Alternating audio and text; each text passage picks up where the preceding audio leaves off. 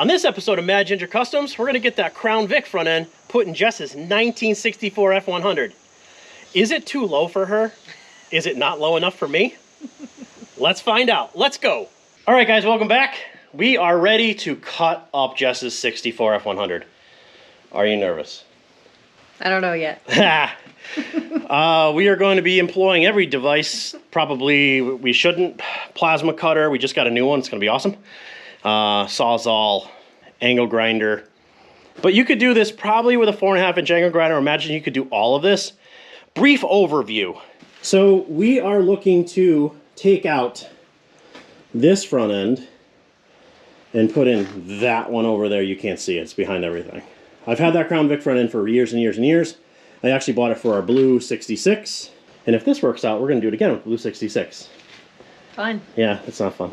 So what has to happen here? This is a 64, different than a 66 frame. The 66 frame has the cross member in the middle. Anything that has an IFS front end, this has an I-beam. So we're going to be able to actually leave this. And this is nice because then I don't have to weld a piece in. We are going to probably trim off the tongue for the Y-block because we don't need it. Because we're putting in a different motor, which don't tell them it's going to hurt feelings. You guys are going to... We talked about it in another video. Yeah, but if they don't watch my other videos, they don't know it. You guys are, you know, if you're Ford guys, you know, whatever, you throw up in your mouth, whatever. It's that over there. But, okay, so I believe we can still leave this. If we can't, we'll cut it out. We're going to take the shock towers out. We're going to take all the steering. The steering box actually has to be cut off. The shaft has to be cut off. Take that cross member out. And all the suspension, we're going to try to drag this all underneath.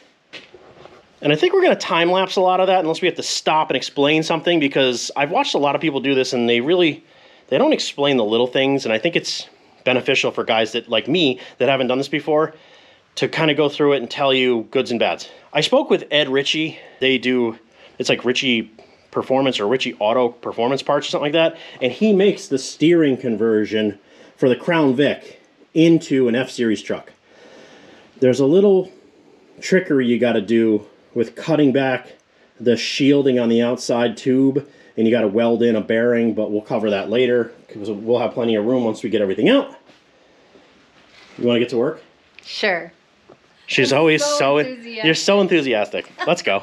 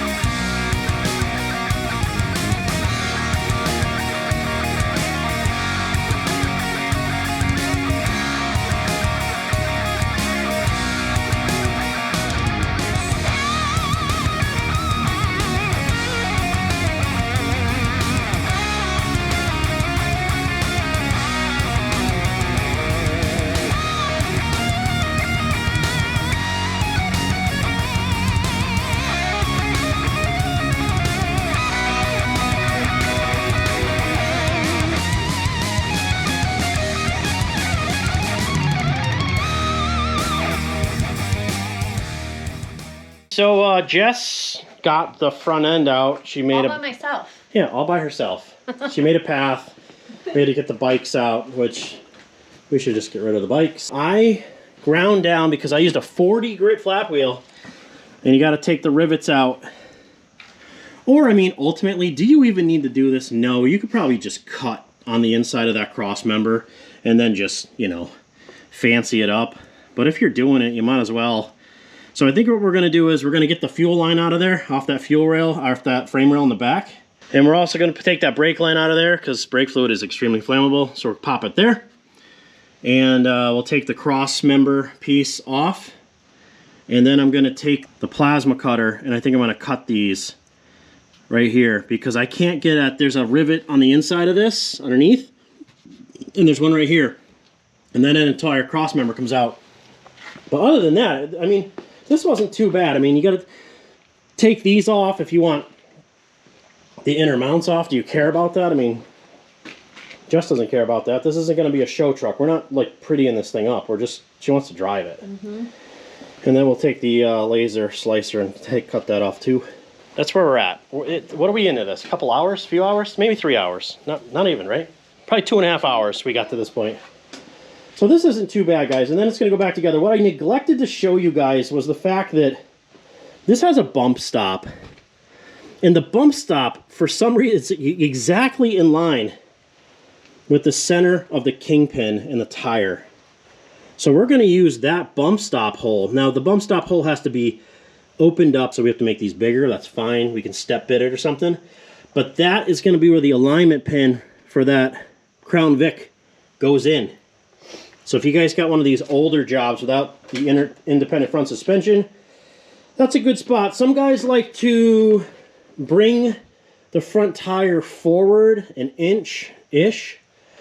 I don't think we're going to do that. Jess kind of likes the factory position of everything. We're not trying to make it look super aggressive. She didn't even want it lowered, but I want it lowered. And honestly, a Crown Vic naturally lowers it. So you got to lower it a little bit and a little bit in the back just to make sure it's level, you know. So we'll do that. We're not going to slam it. If we do the blue truck, I'll bag it and we'll drop it on the frame. But Jess does not. She's like, no. There was a guy in the comment section, he says, you know, he likes our videos, the way we work together, but he really hates the fact that me and other guys, Mortski, Puddin, Vice Grip Garage, everybody modifies vehicles, but they also lower the two-wheel drives. I think it's cool. I guess some of the older guys don't like that. We're doing it anyway because it's our truck and our money. You know, we have other videos you can watch if you don't like this one or if this one hurts your feelings. If you're a Ford guy, diehard Ford guy, the next portion of this really may hurt your feelings, but again, I don't care. So anyway, that's where we're at. And we're going to keep working. Yeah, now we're going to pull. Just throw on the floor with the rest of it. That steering box was no good, so in case anyone cries about that, the steering box was junk. That? Yeah, hold this. Because we got to bend this back through. I think I'm just going to make a new fuel line anyway. Because the fuel pump on the Chevy, on the replacement motor, almost said it. You did. It's on the other side. Now what we got to do, watch your head, is get the brake line out, and then things get real. We're taking that brand new Simder CUT50 PRO for a spin because I've about had it. Just the way you guys like to watch this channel. Shh, shh, shh. Back from lunch, we have the brand new, just released Simder CUT50 PRO. If you guys watch our other videos on product reviews, you'll see Simder CUT50 on our other channel. This one's upgraded. It's got digital display, 2T, 4T. It's got pre-flow and post-flow adjustments. It's got a built-in gauge. It's MPA, so you kind of got to do the mathematicals if you want some piss eyes out of it. This has a locking regulator. And this thing's pilot arc. 50 amps at 240 volts, 30 amps at 110. We're going to use the full complement of it on this massive extension cord I have. When you guys are using plasma cutters, clean yourself off a spot where you can get a good ground. I've seen guys struggle with this, and it's like you're trying to ground through rust. Don't do that. Thing's hooked up. We got air to it. We got power. And we're going to see how this CUT50 goes. And if you guys want one of these, I will have a discount code for 30% off whatever the retail list is in the description of this video, because Simder is a partner on this channel. Let's cut stuff. Up first in the Lightsaber Olympics is, this was the front tongue mount underneath the crank pulley. We don't need this anymore where we're going. And if you guys normally watch my channel, you know exactly where we're going. For you guys that don't, surprise, you're not gonna like it. So this is pilot arc. So it does this.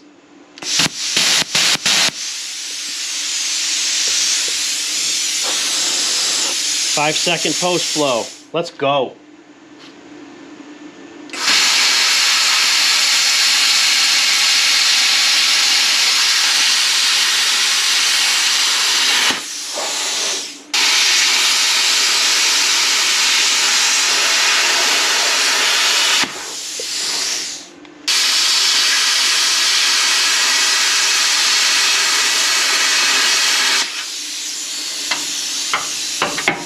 That's it.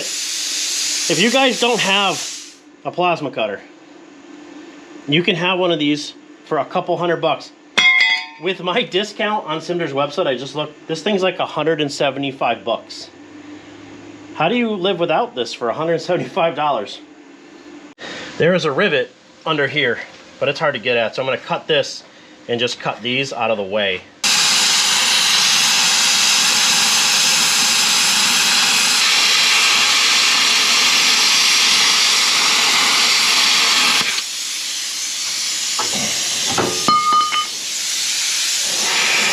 Well, now we can see rivets.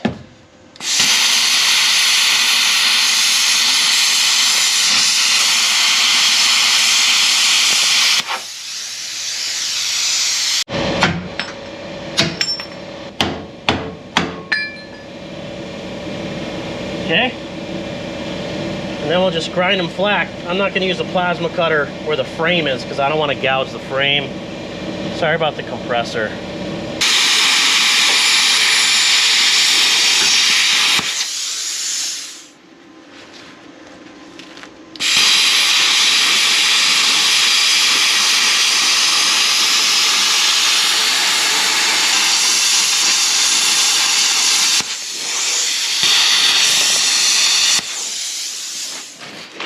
Hopefully I'm not burning the camera. Can you guys okay? What do I hear sizzling? I know, I do too. Yeah.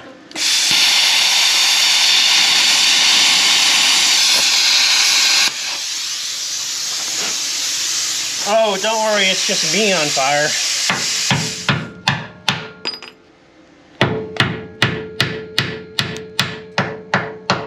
Oh yeah. Oh yeah.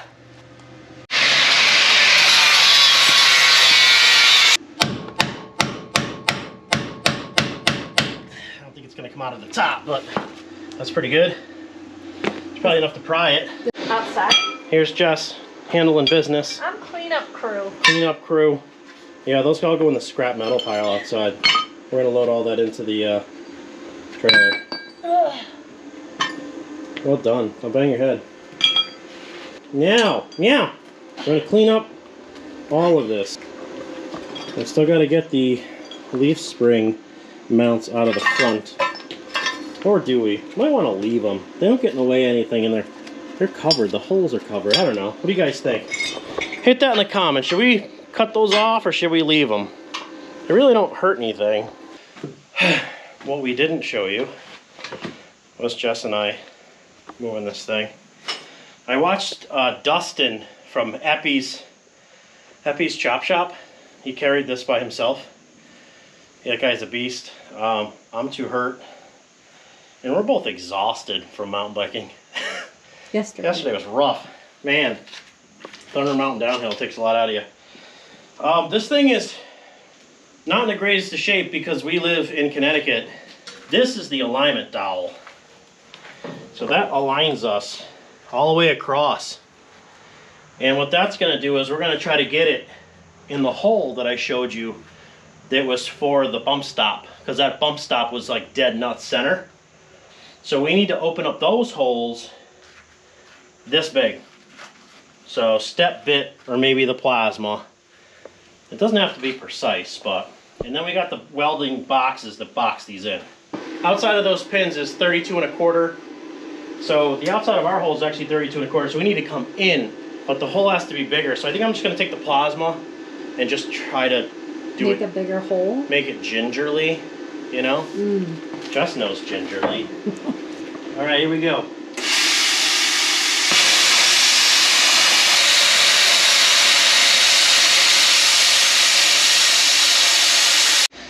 Well, this one came off nice and loose, so it'll float around. This one took all the earthquake and said, "No, sir, I refuse." So, let's try not to hurt myself. Hope I don't break it out of the thing, because that'd be the end of this episode. I'll have to get a new lower arm.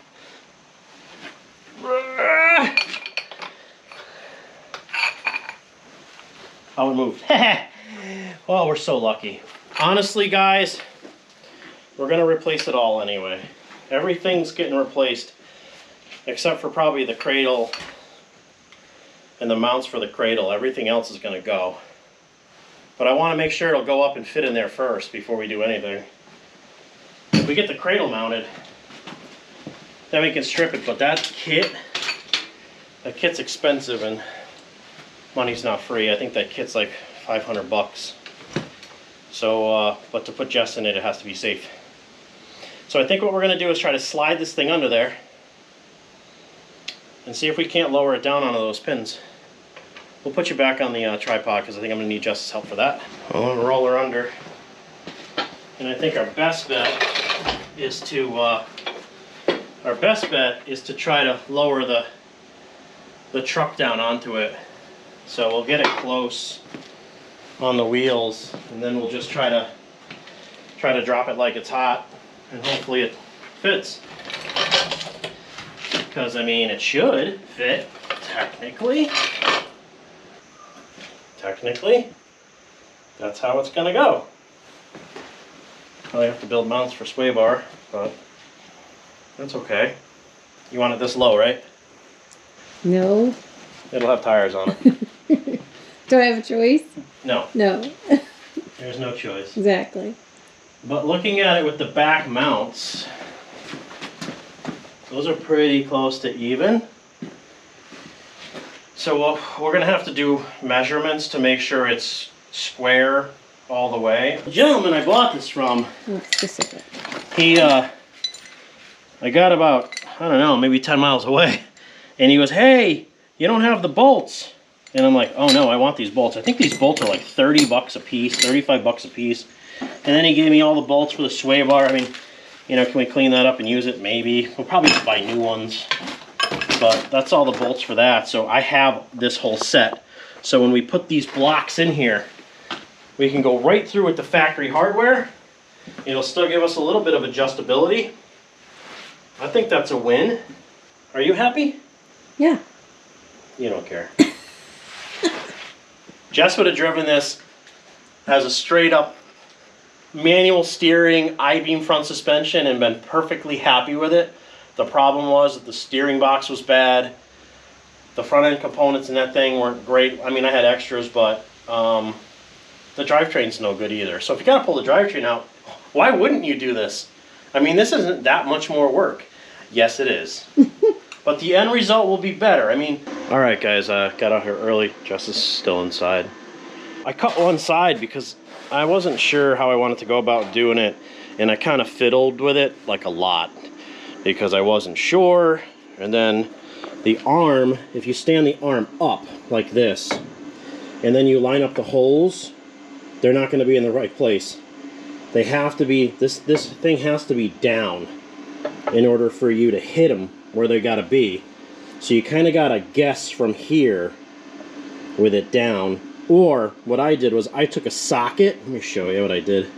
Actually, I can show you on this side. So I took a socket and I rested it here, and then I put this down on top of it, and then I eyeballed through here with a marker like that, because when this comes down, it comes down on an angle because I think because of the caster.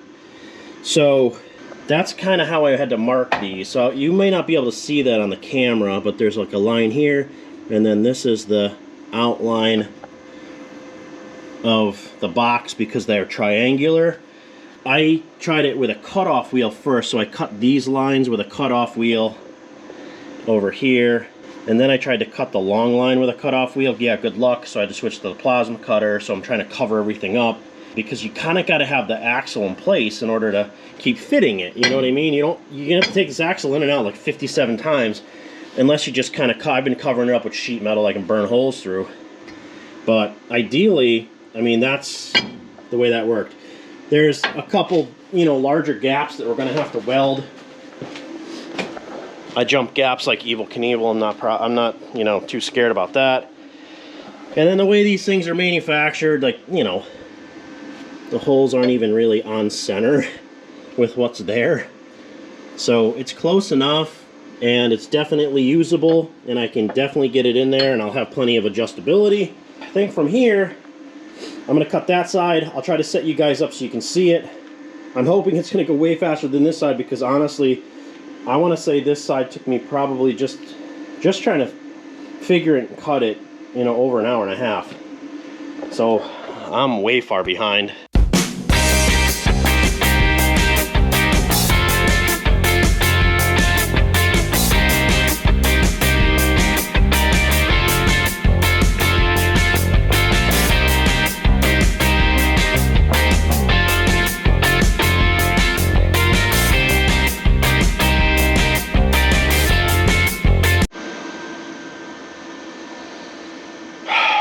I'm going to show you what happens when you rush. I know better than that, but I did it anyway. So this is supposed to fit like that, you know, follow the contour. And I came out like this and went straight down, and I kind of noticed there's like a little cutout here, and I noticed I only cut to the cutout, and in here I went crazy, so a massive gap there. Now, is it that big a deal? I'll just take a piece of, you know, 3/8 and scab it in. Do I want to do that? No. I'm pretty happy with the way everything kind of sat in there. Not bad, guys. Not bad. Got to drill the holes, right? So we need 2 big holes on the bottom part of the frame that go up through these cylinders in these holes right here. So we're going to try to send something down here where we can mark it, give it a good, you know, punch it in the face, and see if we can't, reaching out for a jack handle that's not there, see if we can't drill some holes. I don't even know if I have a drill bit that big, but we'll find one. Let's go. That's about good. They're pretty much centered. You can kind of, you know, move them in and out before you weld them. I'm not too concerned about any of that because once we burn them in, they're burned in. And like I said, we got to scab that together. Shame on me. Somebody slapped my hand in the comments. Go ahead. Yes. What I did do was we need to find a way to punch holes in this thing. So this is, I don't know, 3/4, 5/8. I could measure it, but I don't care. So I chucked this up in the lathe, and I just made a point on it between using the flap wheel and the belt. So what I'm going to do is I'm going to try to center this thing down there, and I'll do my best Thor impression, and you know, with that big hammer of his, and we'll try to knock some holes. And then what I'm going to do is I'm going to drill these holes, and I think to weld this together, I'm going to bolt it all together first, so I know everything's where it needs to go, and then I'm going to weld it everywhere I possibly can. And then we're going to jack it back up, take the front end out, and then finish welding everything. So I'm going to put some glasses on because who knows how this could go wrong, but it will. So I got this basically centered the best I can in the hole. Like, I'm trying to like hit the sides and then, you know, figure out where the middle is. So there's that one. Do I have to repoint this? Probably not. It feels pretty good right there. And if it doesn't, we would have wished it would, right? I mean, I hit it hard enough to flatten this, it had to have made a dent in that, right? Oh, absolutely all day. That worked wonderfully. Well, it would have worked better if I hit the first hole in the same spot both times. You know, but it's better than nothing. It's better than just trying to blindly hit them. So that's that one. And that's that one. So now I'm going to move over to the other side and beat that unmercifully. You don't need to watch that. Then we'll start drilling stuff. I would imagine the secret to this, knowing if you're remotely close, is if you drill a hole and you fall through. That would mean that your hole is lined up, right? Big money, no whammies. Oof. Oh, I made it. Haha, can see right through. The only reason we stopped is because we hit the drill. Okay, last hole. All 4 holes went right through. Well, then we're lined up. Now we just need to go step them up until they're gigantic holes.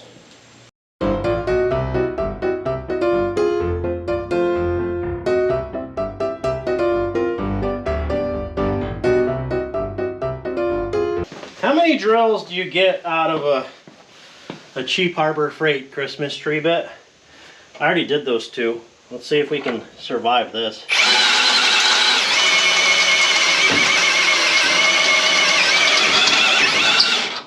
All right, Jess has entered the chat. She is in her Top Gun flight suit. Evan said I look like I'm going to war.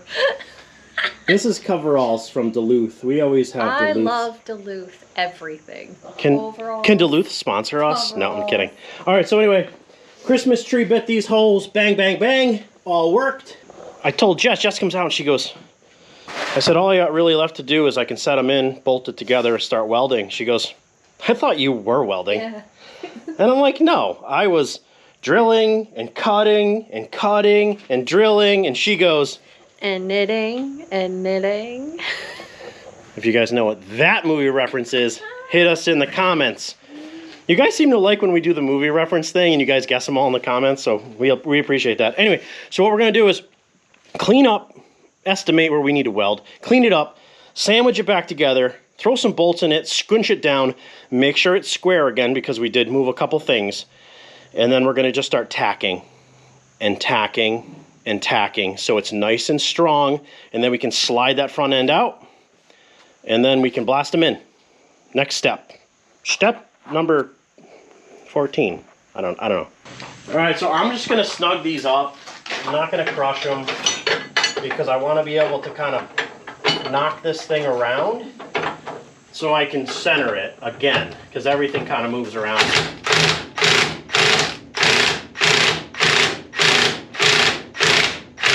There it is. And then we're going to do all of our measurements again to all the common points.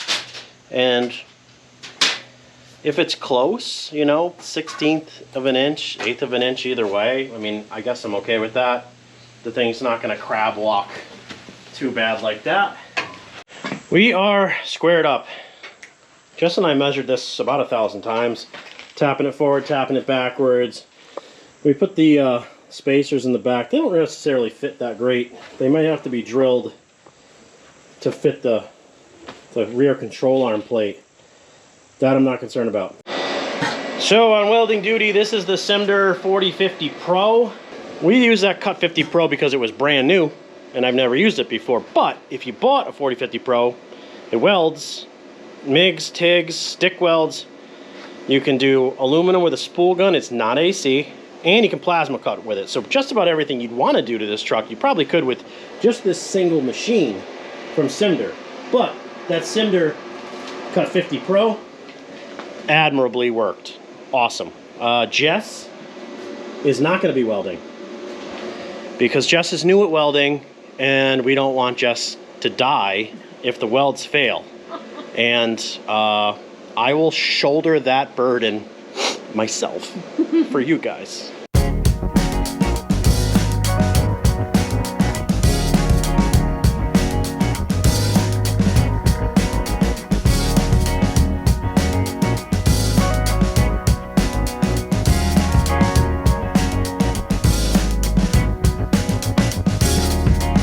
So what we're going to do is, the boxes are situated enough that they're not going to come out.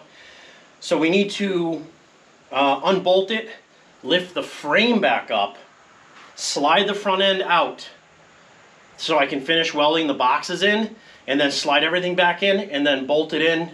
We'll call it final, but it's not going to be final because these in the back here, the frame is dipped down right here on both sides. And I'm not sure if that was to fit the cross member or what that's for, but that needs to be tapped back up in order for these pads to sit flat. And then we can get the rear mounts on. That's not important to do today. We just need to be able to roll this thing around again in order to get our garage space back, because we got it hanging half out of the garage. I don't understand why people get so butthurt when people, you know, change a motor in something, they're like, you can't put that motor in there. No, sir, I assure you. I can, and I'm going to.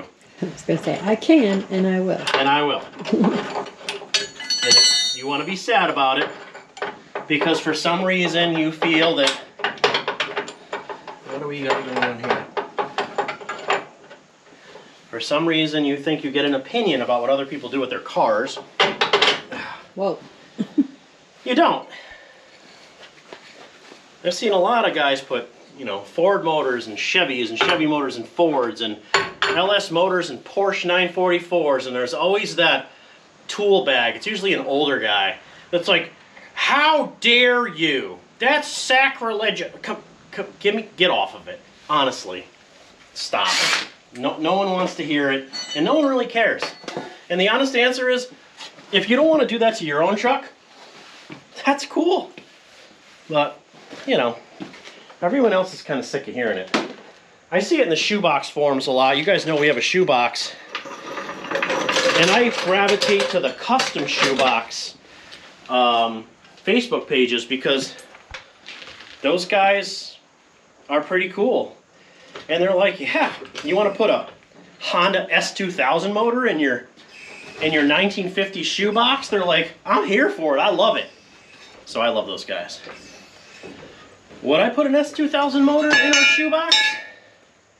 I actually would put an S2000 motor in a shoebox. That's a great motor. F20C. You guys don't understand how much of a racer I am. Jess knows. We built all kinds of turbo cars back in the day. And they were all pretty much Hondas. Well, look out for that. There it goes. Goodbye! Goodbye! Right off the road. Just inch by inch. Step by step. Oh! Watch your foot. Oh! Look at it. Look, would you just look at it? Nasty. I don't really need it that far out. I just don't want to get, you know, everything burned. And just like that, you've taken everything you've done and ruined it. Now we start over. Now you soiled it. Soiled it. Soiled it. I remember that from my kids watching SpongeBob. All right, we're welding.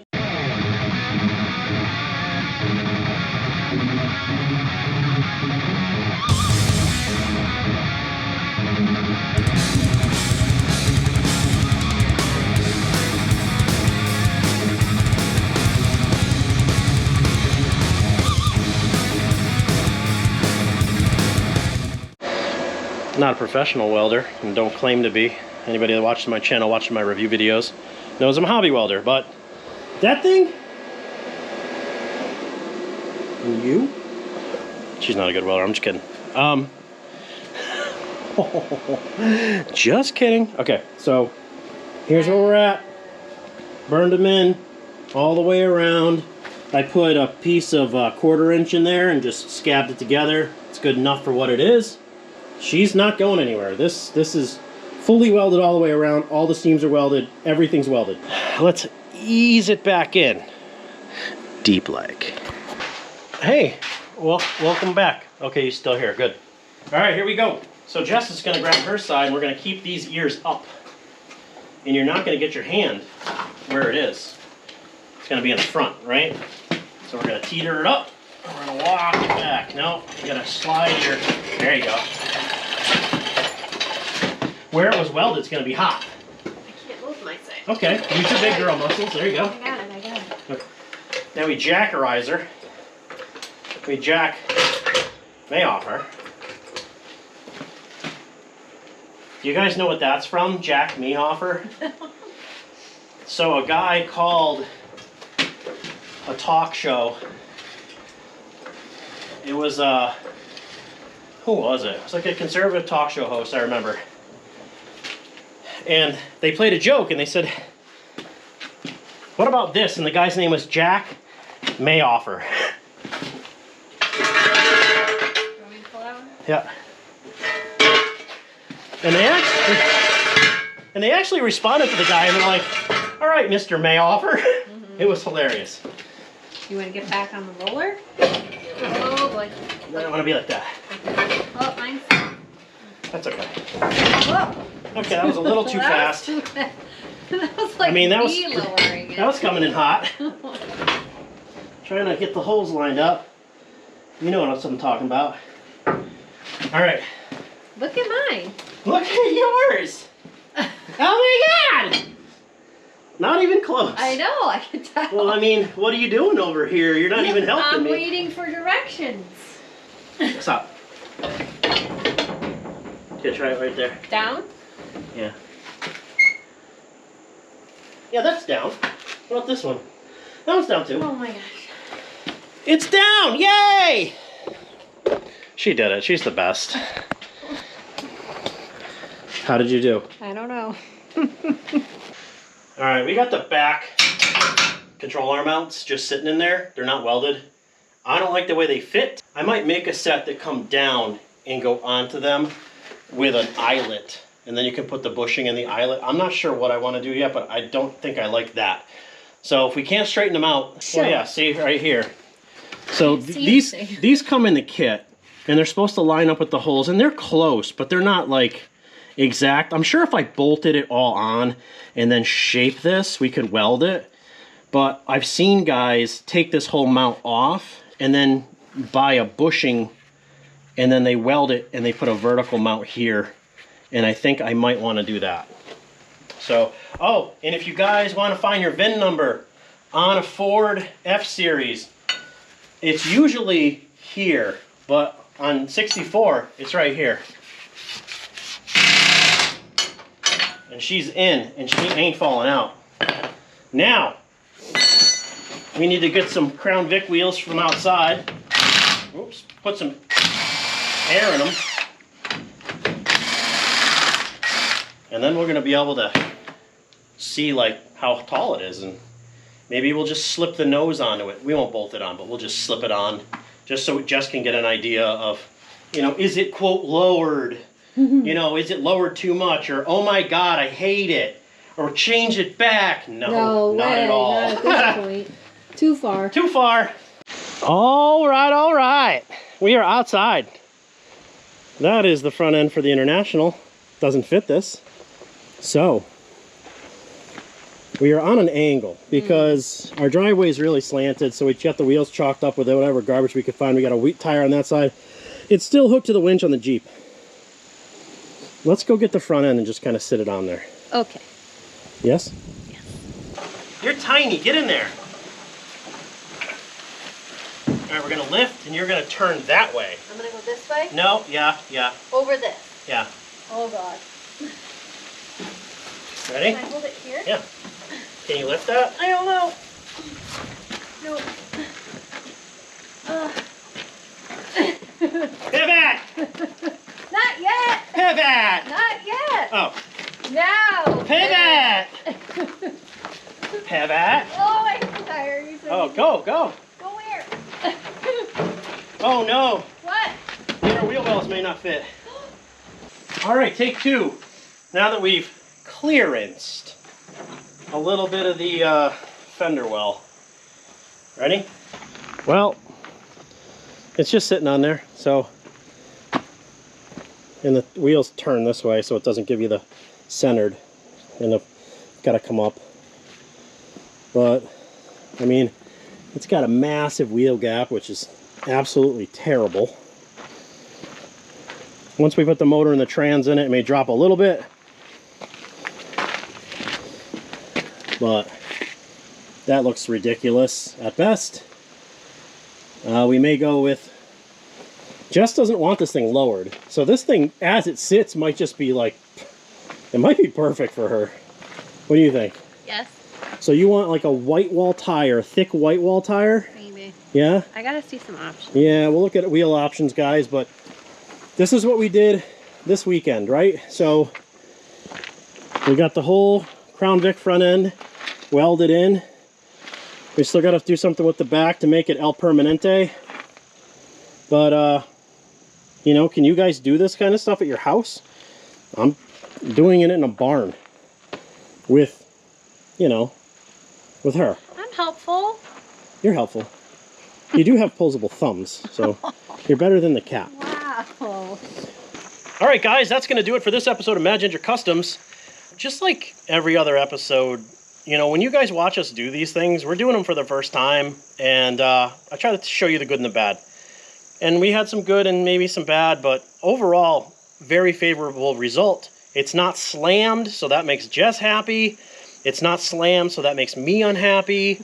But ultimately, this is Jess's truck, so whatever makes her happy, we'll throw a thick white wall tire on it. It'll look awesome. So right off the rip, I want to thank our Buy Us a Coffee members. Clint, Spence, and Montgomery bought 5 coffees each. That it goes a long way to help support the channel. All 3 of those guys have supported the channel in the past. We thank you from the bottom of our heart.